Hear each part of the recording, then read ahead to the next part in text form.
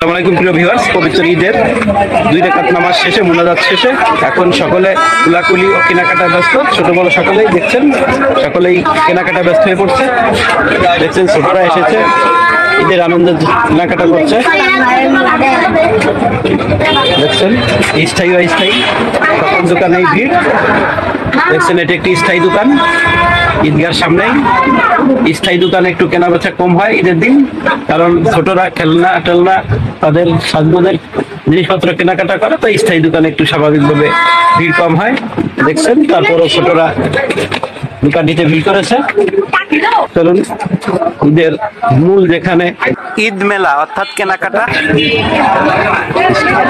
স্থায়ী দোকানগুলোতে ভিড় দেখছেন শুরু হয়ে গেল। এটি একটি ফুচকার দোকান, সকলে ফুচকা চটপটি খান। এরপর একটা ভাজা ভাজা চানাচুর ভাজার দোকান, সেই মান্য ভাইয়ের ঐতিহ্যবাহী দোকান। দোকানটিতে অসংখ্য লোকের লোকারণ্য, খুবই ভিড়। কত কয়েকজন মিলে কেনাকাটা করছেন, বেচা কেনা করছেন, তারপর ব্যস্ত সবাই। দেখছেন এখানে বেলুন বিক্রি হচ্ছে, দোকান দেখছেন এখানে বেশ খেলনা, এখানে অনেকগুলো অস্ত্র শস্ত্র রাখা হয়েছে।